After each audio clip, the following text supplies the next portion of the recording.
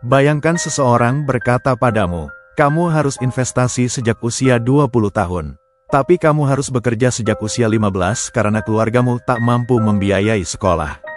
Kamu mendengar, kamu gagal, atau orang bilang, hemat itu wajib, jangan beli kopi mahal. Padahal kamu bekerja 2 shift dan satu-satunya waktu untuk merasa manusiawi adalah saat duduk sebentar di kafe favoritmu. Kamu mendengar, kebahagiaan kecilmu pun tak layak. Disitulah kita menyadari, nasihat tanpa konteks bisa berubah dari inspirasi menjadi tekanan. Kita hidup di dunia yang sering memberikan saran seolah semua orang berada di garis start yang sama.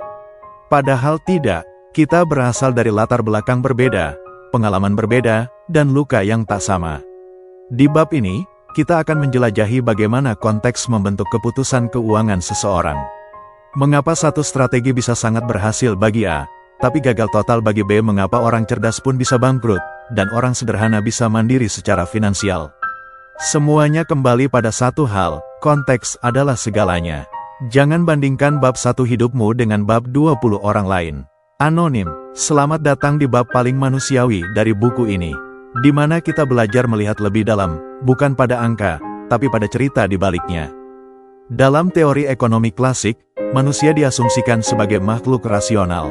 Mereka akan selalu memilih yang paling menguntungkan, berdasarkan data dan logika. Tapi realitas menunjukkan hal yang sangat berbeda. Manusia sering membuat keputusan keuangan yang tak masuk akal, jika hanya dilihat dari angka. Seseorang mungkin tetap tinggal di rumah kontrakan mahal, padahal secara logika bisa pindah ke tempat lebih murah. Yang lain tetap mempertahankan pekerjaan dengan gaji kecil demi kebebasan waktu, meski secara matematis, rugi. Apakah mereka bodoh? Tidak. Mereka hanya bertindak sesuai konteks. Keputusan finansial seseorang tidak pernah berdiri sendiri. Ia selalu berdiri di atas sejarah. Latar keluarga, apakah ia tumbuh dalam kelimpahan atau kekurangan? Lingkungan sosial, apakah ia melihat kemewahan sebagai norma atau ancaman? Pengalaman masa lalu, pernahkah ia ditipu? Pernahkah ia hidup dalam utang? Semua itu menciptakan lensa. Dua orang bisa melihat peluang investasi yang sama, tapi bereaksi sangat berbeda karena lensa yang membentuk persepsi mereka tak sama. Contoh, orang yang pernah bangkrut akan lebih konservatif. Orang yang terbiasa hidup pas-pasan bisa overkompensasi saat dapat uang lebih. Orang yang tumbuh di keluarga mapan bisa lebih berani mengambil risiko. Kita sering lupa bahwa nasihat seperti investasi sejak dini hanya mungkin bagi yang punya pengetahuan, modal, rasa aman, waktu luang. Tapi bagaimana dengan orang yang harus membantu ekonomi keluarga sejak remaja? Bagaimana dengan yang tak punya akses edukasi finansial? Atau bahkan yang lingkungannya tidak membicarakan uang secara sehat? Banyak keputusan finansial yang tampak bodoh, ternyata lahir dari keterbatasan sistemik, bukan kelemahan individu. Contoh, orang tidak menabung bukan karena malas, tapi karena gajinya bahkan tak cukup untuk kebutuhan dasar. Orang mengambil utang dengan bunga tinggi bukan karena tak bisa hitung bunga, tapi karena tidak ada pilihan lain. Uang bukan soal angka, tapi juga emosi. Dan emosi itu dibentuk oleh pengalaman. Orang yang pernah kehilangan segalanya akan lebih menghargai keamanan. Orang yang hidup dalam kontrol ketat bisa jadi boros ketika punya kebebasan. Orang yang merasa tidak pernah cukup bisa terus mengejar kekayaan tanpa pernah merasa puas. Semua keputusan itu, jika dinilai tanpa konteks emosional, akan tampak bodoh atau tidak disiplin. Padahal, itu adalah bentuk perlindungan diri. Nilai hidup setiap orang berbeda. Ada yang menganggap liburan penting karena itu cara mereka menyambung hidup. Ada yang lebih memilih membeli rumah besar karena ingin membahagiakan orang tua. Ada pula yang hidup sederhana karena keyakinan spiritual. Tanpa memahami nilai yang mendasari keputusan seseorang, kita hanya akan melihat permukaan. Contoh, seorang anak muda memilih kerja sosial dengan gaji kecil, tapi ia bahagia karena merasa berdampak. Seorang ibu memilih bekerja paruh waktu agar bisa membersamai anaknya di masa emas pertumbuhan. Jika kita hanya menilai dari sisi gaji atau tabungan, kita kehilangan inti dari cerita mereka. Dalam investasi atau karir, risiko sering dipersepsikan secara absolut. Tapi sebenarnya, risiko itu relatif terhadap konteks. Contoh, bagi seseorang dengan tabungan 1 miliar, kehilangan 50 juta di saham hanyalah pelajaran. Tapi bagi seseorang dengan tabungan 5 juta, kehilangan 500 ribu bisa berarti tidak makan. Artinya, strategi yang cocok untuk si A bisa jadi kehancuran bagi si B, hanya karena posisi awalnya berbeda. Salah satu hal paling penting yang bisa lahir dari pemahaman konteks adalah empati. Kita jadi tidak cepat menghakimi keputusan orang lain. Kita tidak gegabah memberi saran. Kita lebih banyak bertanya, mendengar, dan memahami. Kalau aku jadi dia, mungkin aku juga akan ambil keputusan yang sama. Itulah kalimat yang bisa membuat dunia keuangan lebih manusiawi. Kita hidup dalam keragaman yang sangat luas. Maka, keputusan keuangan tidak bisa disamaratakan. Bahkan strategi terbaik sekalipun harus disesuaikan dengan cerita hidup seseorang. Karena pada akhirnya, uang bukan tentang siapa paling pintar, tapi siapa paling sadar terhadap konteks dirinya sendiri. Bab ini baru dimulai. Di bagian berikutnya, kita akan menggali lebih dalam bagaimana nasihat finansial umum seringkali gagal karena tidak mempertimbangkan konteks yang unik itu. Nasihat keuangan seringkali dikemas dalam kalimat-kalimat singkat yang tampaknya universal. Jangan boros, investasi sejak muda, beli aset, bukan liabilitas. Uang bekerja untukmu, bukan kamu bekerja untuk uang. Tapi realitas hidup manusia jauh lebih kompleks dari sekadar semboyan motivasi. Di bagian ini, kita akan membongkar bagaimana nasihat yang tampaknya bijak, justru bisa menyakiti, menyesatkan, atau tidak relevan, bila dilepaskan dari konteks individu. Ketika, jangan boros, menjadi penjara emosional. Bayangkan seseorang yang setiap harinya harus bekerja 2 shift, pulang larut malam, tanpa waktu istirahat memadai. Satu-satunya momen bahagianya adalah ketika bisa membeli makanan favorit, duduk sejenak, dan menikmati hidup.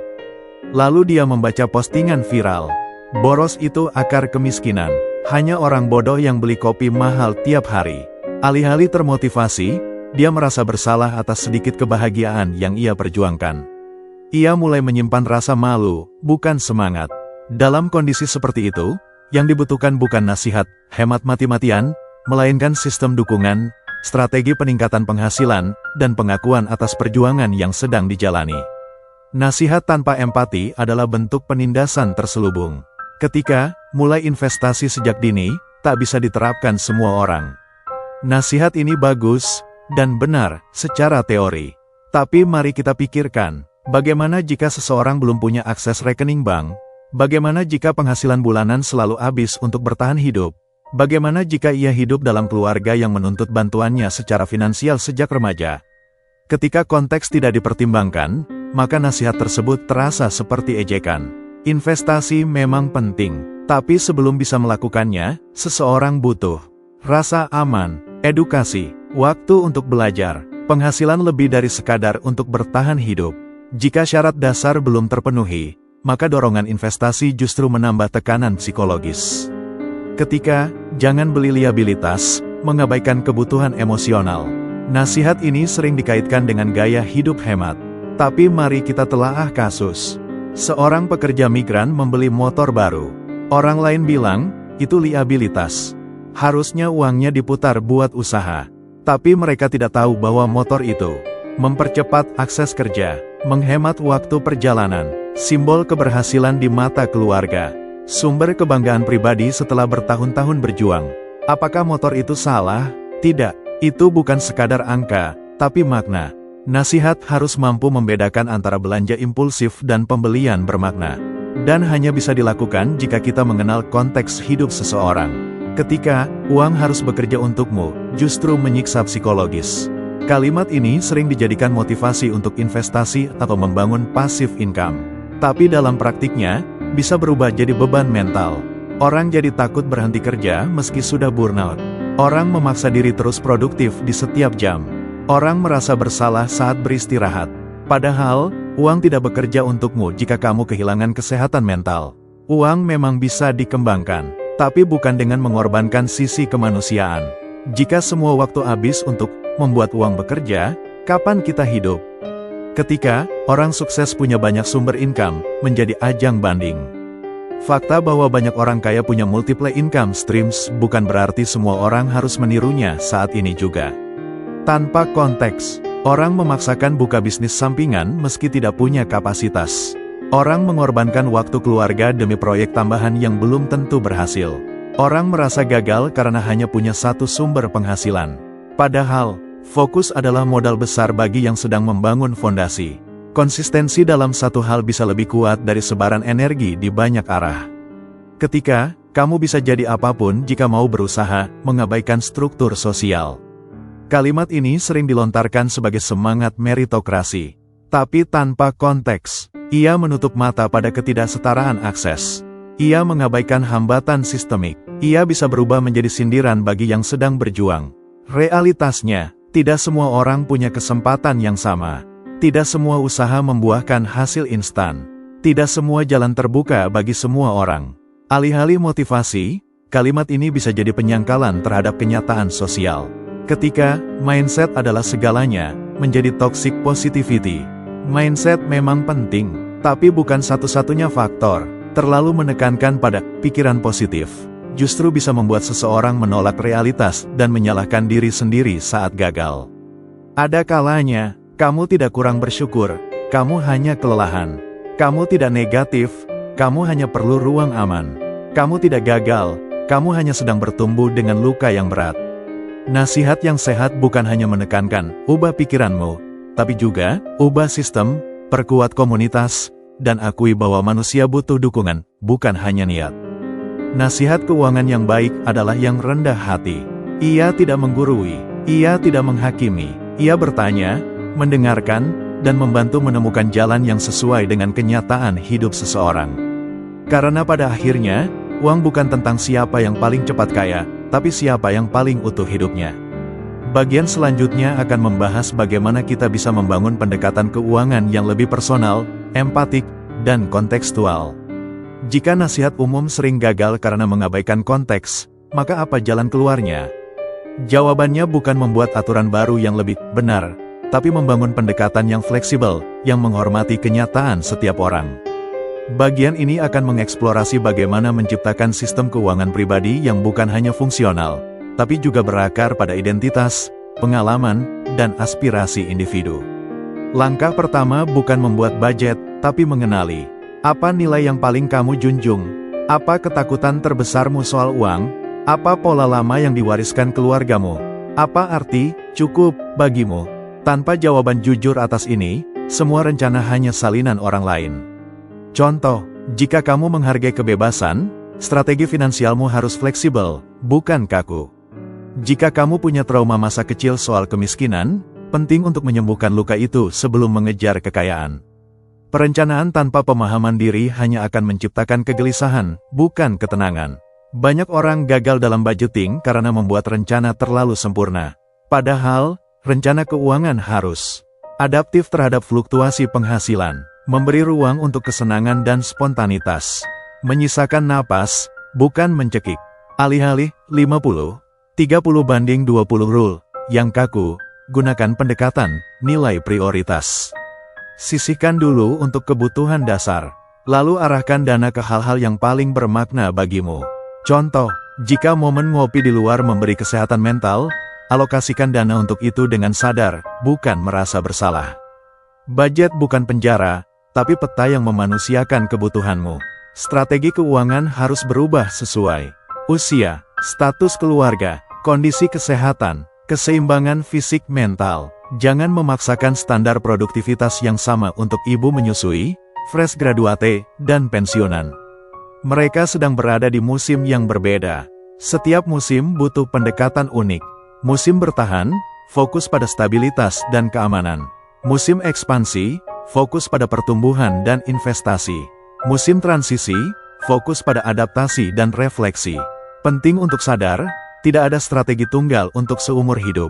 Kita sering diajarkan bahwa tujuan keuangan adalah punya rumah, mobil, dan tabungan pensiun. Tapi semua itu kosong jika tidak dihubungkan dengan makna.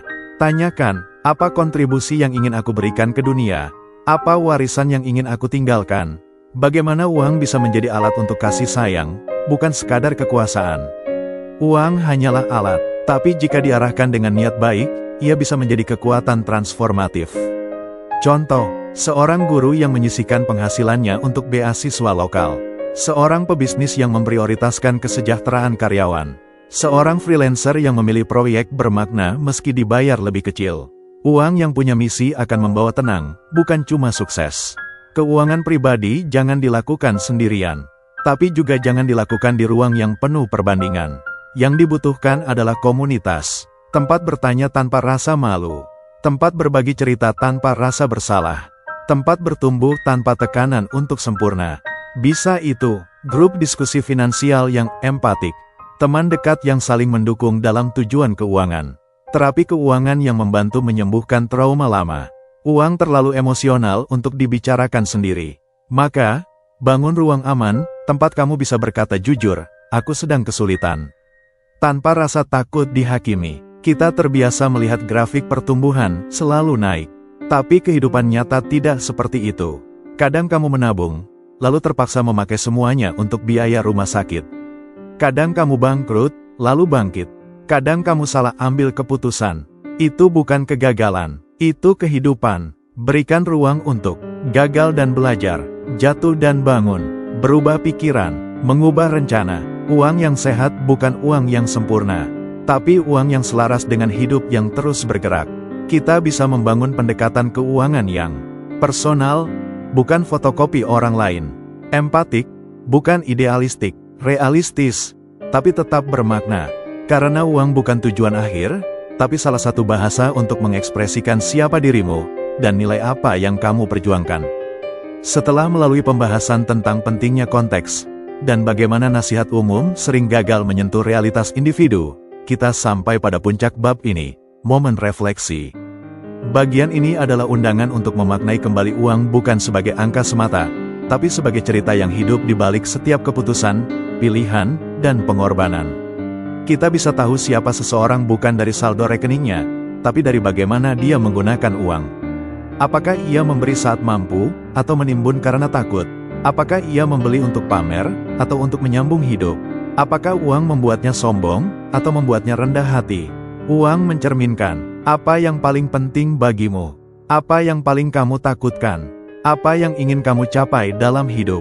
Setiap pengeluaran, tabungan, dan investasi adalah ekspresi nilai hidup. Maka, uang bukanlah benda mati, tapi bahasa dari siapa kita sebenarnya. Tidak ada satupun cerita keuangan yang benar atau salah. Ada yang bertumbuh dalam kemiskinan dan ingin menjamin masa depan anak-anaknya. Tumbuh berkecukupan tapi memilih hidup sederhana. Menolak warisan nilai materialistis dan membangun gaya hidup minimalis. Semua cerita sah. Yang penting, cerita itu datang dari kesadaran, bukan paksaan. Dari kejujuran, bukan ilusi. Dan di sanalah letak keindahan dunia keuangan manusia, keragaman yang tak bisa diseragamkan. Uang bisa menyatukan keluarga, tapi juga memecahkannya. Bisa mempererat komunitas, atau menciptakan kecemburuan. Bisa membawa kedamaian, atau memperparah kecemasan. Apa yang membedakan? Niat di balik penggunaannya. Contoh, bonus akhir tahun bisa dibagi untuk memberi kejutan ke orang tua, atau dibelanjakan untuk validasi sosial. Uang arisan bisa menjadi sarana membangun relasi dan solidaritas, bukan sekadar rotasi hutang. Ketika uang digunakan dengan niat baik, ia menjadi alat untuk membangun jembatan kemanusiaan. Mengapa kamu ingin bebas finansial? Karena ingin tenang, karena ingin tak dikendalikan orang lain, karena ingin punya waktu untuk berkarya. Semua itu bukan sekadar target angka, tapi jawaban atas pertanyaan, siapa aku, dan hidup seperti apa yang ingin kujalani. Keuangan personal bukan hanya soal strategi, tapi juga soal eksistensi. Apakah kita sedang hidup selaras dengan nilai-nilai terdalam kita? Rencana keuangan terbaik adalah yang membuatmu merasa hidup, bukan terjebak. Dalam dunia ideal, uang bersifat netral, hanya alat tukar. Tapi dalam dunia nyata, uang menentukan akses pendidikan, menentukan siapa yang dapat perawatan kesehatan terbaik, menentukan siapa yang bisa istirahat dan siapa yang harus terus bekerja. Oleh karena itu, memahami uang berarti juga memahami keadilan. Bahwa ada struktur yang membuat distribusi uang tidak merata, dan kita perlu sadar akan itu saat membuat keputusan pribadi dan sosial. Misalnya, kamu tidak harus merasa bersalah karena punya lebih, tapi sadar bahwa kamu bisa membantu lebih. Kamu tidak harus malu karena sedang kekurangan, karena itu bukan sepenuhnya salahmu. Kesadaran ini membuat kita tidak hanya menjadi perencana keuangan yang baik, tapi juga manusia yang lebih bijak. Anak-anak belajar tentang uang bukan dari seminar, tapi dari cara orang tua mereka berbicara soal uang. konflik yang mereka saksikan di meja makan, nilai yang diwariskan secara diam-diam. Maka, penting bagi kita untuk bertanya, cerita keuangan seperti apa yang ingin aku wariskan? Apakah aku mewariskan rasa takut, kecemasan, dan kelelahan? Ataukah aku ingin mewariskan ketenangan, kesadaran, dan kasih? Warisan terbesar bukan jumlah harta, tapi pola pikir dan nilai yang hidup dalam generasi berikutnya.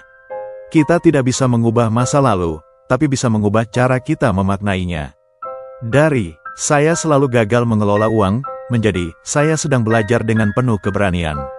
Saya tidak pernah punya cukup menjadi "saya mulai mendefinisikan apa arti cukup bagi saya". Saya hanya orang biasa menjadi "saya punya cerita unik yang layak dihormati". Narasi baru inilah yang akan mengubah perilaku, bukan sekadar data atau aturan. Uang yang kita sadari, kita arahkan, dan kita maknai akan bekerja lebih dari sekadar bertambah. Ia akan membuat hidup terasa utuh, membantu kita merancang masa depan tanpa mengorbankan masa kini. Menjadi sahabat, bukan musuh. Uang tidak lagi jadi sumber kecemasan, tapi bagian dari keseimbangan hidup. Jika sebelumnya kita mengejar angka dan strategi, maka bagian ini adalah undangan untuk memandang uang sebagai cerita, bukan sekadar hasil kerja. Membangun relasi dengan uang yang sehat, sadar, dan penuh makna. Menyadari bahwa tidak ada satupun perjalanan keuangan yang salah, selama itu lahir dari kejujuran dan niat baik.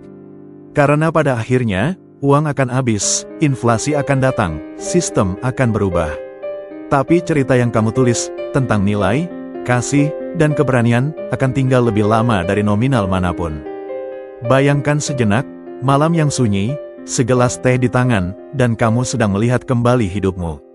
Bukan dari tumpukan slip gaji atau tagihan, tapi dari momen saat kamu memilih memberi, bukan mengambil. Saat kamu menolak membeli demi membeli. Saat kamu belajar berkata, cukup. Uang, seperti waktu, tidak bisa dihentikan, tapi bisa diarahkan. Dan arah itu bukan ditentukan oleh orang kaya di panggung seminar, atau influencer finansial dengan saldo rekening miliaran.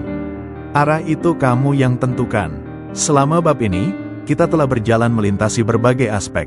Bahwa konteks membentuk keputusan finansial. Bahwa nasihat umum sering gagal jika tak menghormati realitas pribadi. Bahwa pendekatan keuangan terbaik adalah yang personal, sadar, dan bermakna. Bahwa uang bukan angka, melainkan cerita tentang siapa kita, dan dunia seperti apa yang ingin kita bangun. Sekarang, saatnya kamu menjadi penulis utama dalam narasi itu. Uang dan keberanian untuk hidup dengan cara sendiri. Kita hidup dalam dunia yang gemar membandingkan. Tapi kamu tidak harus jadi bagian dari perlombaan itu. Mungkin orang lain punya rumah lebih besar, tapi kamu punya sore yang tenang bersama keluarga. Mungkin orang lain bisa liburan ke luar negeri, tapi kamu bisa tidur nyenyak tanpa utang. Uang adalah alat, tapi hidup adalah tujuan. Tentang gagal dan bertumbuh, akan ada masa kamu kehilangan uang, ditipu, salah ambil keputusan, dan itu semua bukan bukti bahwa kamu bodoh, tapi bahwa kamu hidup, bahwa kamu mencoba, bahwa kamu belajar, dan dari kegagalan itulah muncul ruang untuk membangun ulang. Lebih kuat, lebih sadar, lebih manusiawi. Tentang melepas standar tak relevan. Kamu tidak harus punya rumah di usia 30, menikah karena tuntutan ekonomi, bekerja non-stop demi validasi. Kamu boleh memilih jalan lambat, jalan sepi, jalan yang sesuai nilai dan kapasitasmu, dan tetap layak dihormati. Tentang komunitas dan kepedulian, cerita keuangan bukan perjalanan individu semata. Kita saling terhubung, kita belajar dari satu sama lain. Kita saling menopang, karena dunia yang baik bukan dunia di mana satu orang menang besar, tapi di mana banyak orang bisa hidup layak. Mulailah percakapan dengan pasangan tentang prioritas keuangan, dengan orang tua tentang warisan nilai, dengan anak tentang cukup dan bijak, dengan teman tentang tantangan yang sedang dihadapi. Berbagi cerita bisa menyembuhkan lebih dari angka.